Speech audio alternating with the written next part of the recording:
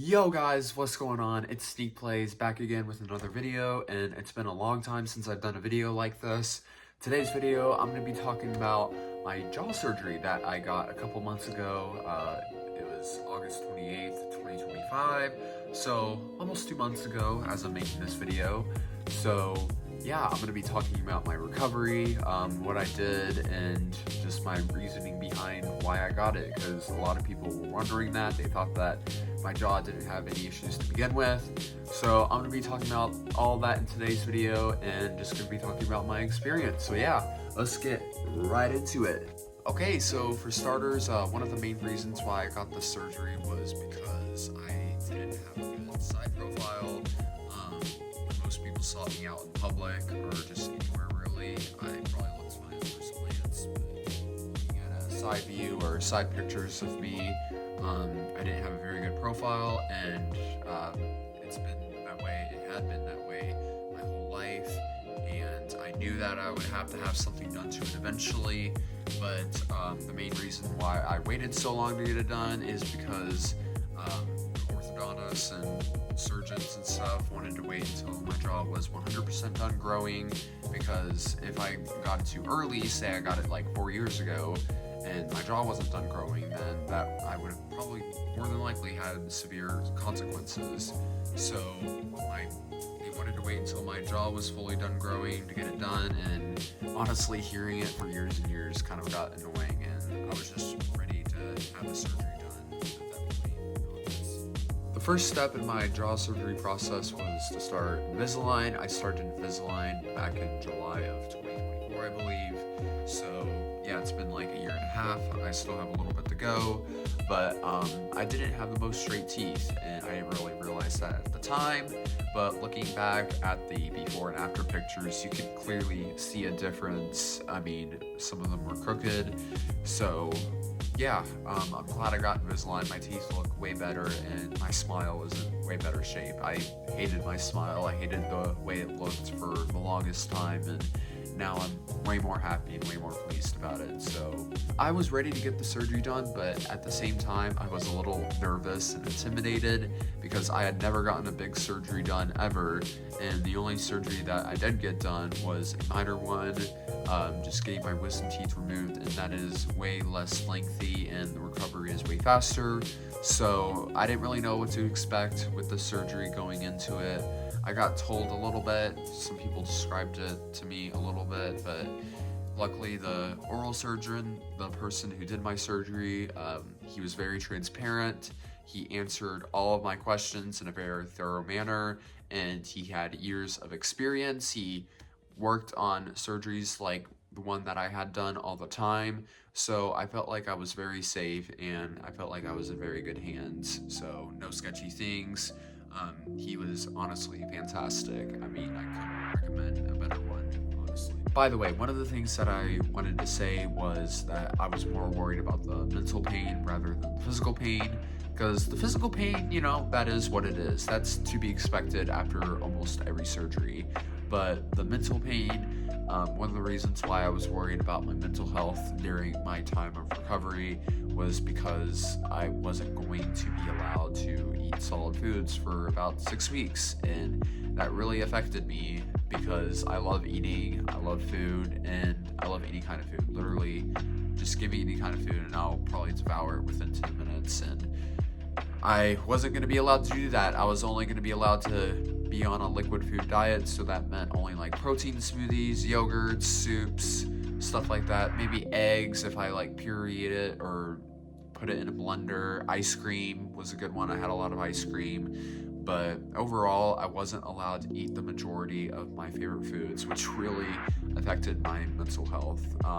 That's one of the things that was one of the hardest things in my recovery, pretty much. So I can't say the name of my oral surgeon due to privacy reasons, but I can tell you the name of the location. I got my surgery at U of L Health Hospital in Louisville, Kentucky, and it was a very early morning. We woke up at around 4:30 a.m. We drove to the hospital. It was around a 30 to 40 minute drive, and we got in there. I filled out all the paperwork. They needed like my insurance card and ID, so I showed them all of that, and I got put into the hospital room at around 6:30 a.m. and I put on my stuck an IV into me, which honestly I did not like because I have a huge phobia when it comes to needles and shots, so wasn't really my cup of tea.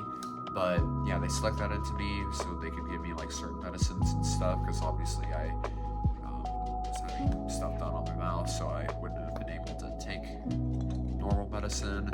And yeah, the rest is history. He got in there, asked me some pretty basic questions, and then took me back into the hospital room. And about 20 seconds after that, I was put under anesthesia, and I don't even remember what happened after that. So yeah, the surgery lasted around 3 hours. Everything lined up perfectly. The procedure went very well overall. I woke up and was in a state of confusion. I remember just waking up in a hospital bed with tons of other patients around me, and I was just very much out of it. I couldn't really move my body that much. Every time I had to get up to go to the bathroom, I mean, I couldn't really walk. They had to put me in a wheelchair. It was just very miserable, and I couldn't eat anything, obviously, besides like Jell-O and just foods that the hospital gave me. So overall, the first day or so was very miserable.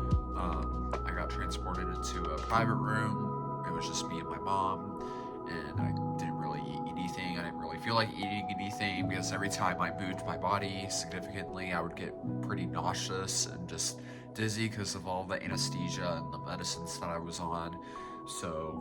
And I did not sleep very good at all. I mean, I could go on and on in this whole video about how badly I slept.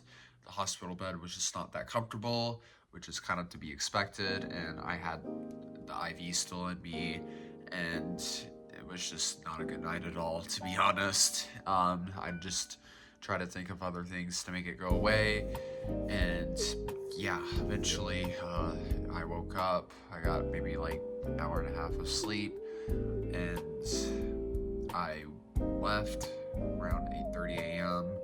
I went to the bathroom. I couldn't really move or walk or anything, so they had to put me in a wheelchair. And yeah, they had to wheel me out into the car. It was pretty miserable that first day or so, but the surgeon said that would be expected. So yeah, the first 12 hours or so was when the swelling really started to flare up. I started to get really swollen, like right here on my cheeks, and I couldn't really open up my mouth that much. My mouth wasn't like pasted shut or anything, but I couldn't really open wide or smile or anything. I couldn't really talk that much. Couldn't really hold a conversation that much. So yeah, I was pretty much just laying right here in my bed, and I was pretty much living off of beef broth, protein shakes, yogurts, stuff like that for like a week or two straight. Like that's literally the only food I ate.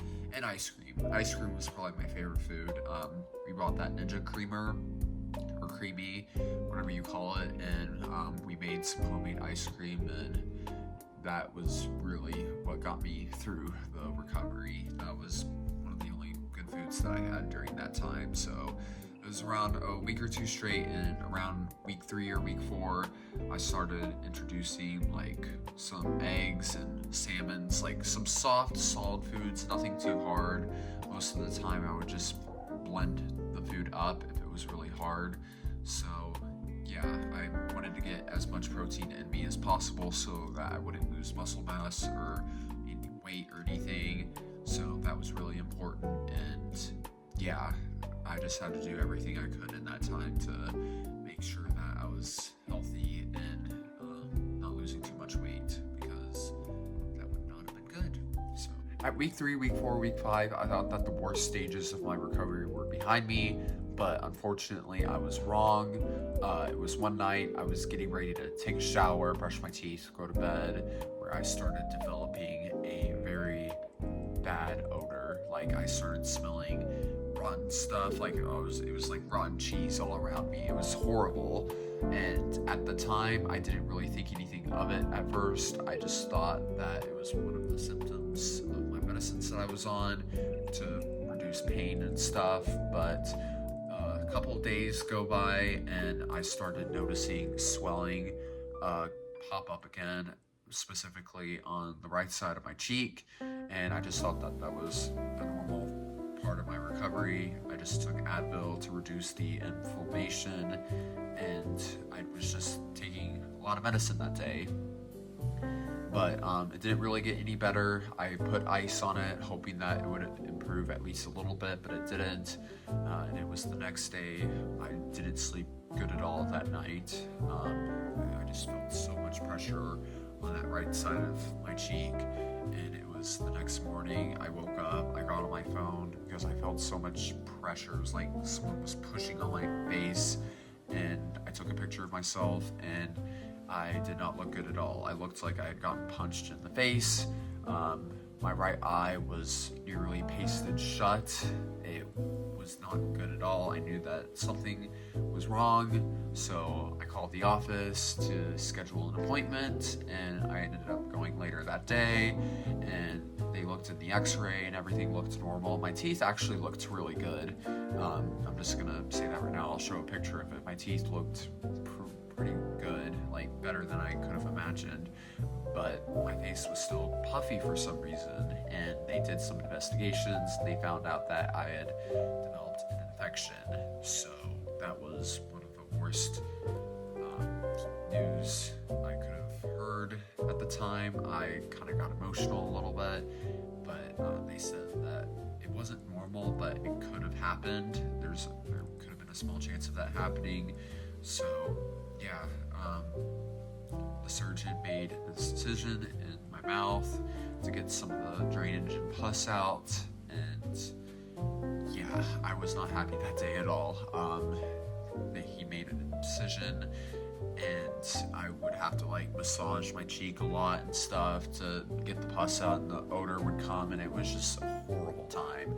And eventually, a couple weeks later, it got a little bit better, but it wasn't completely resolved, which kind of frustrated me.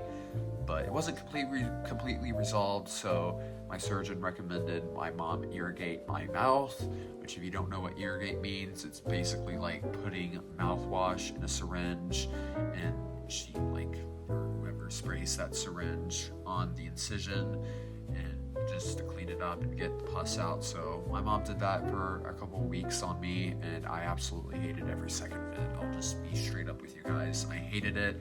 It was horrible, but it just had to be done. So I think that helped a little bit. A couple of weeks later go by, and the incision is pretty much closed, and I still have a little bit of pus, but not that much, which is a good thing. I just had to keep draining until all of it was out, and yeah, it was a horrible time, and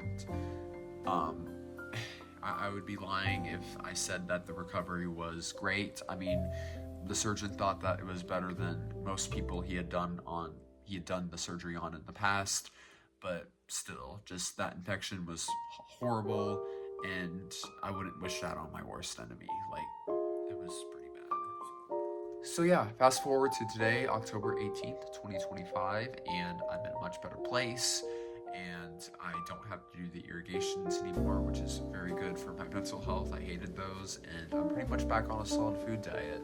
I've been eating a lot, so that's always a good sign. We're still checking the incision just to make sure that everything is recovering the way it should, but overall the hole's pretty much closed. The hole that he made the incision on is pretty much closed, and that's always a good thing. I think it's a lengthy process, but I think that everything is going on the right track.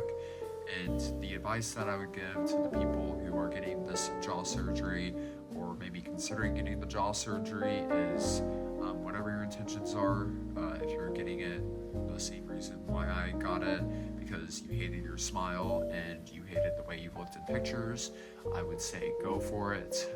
Take that leap of faith, because you'll never know where it'll take you.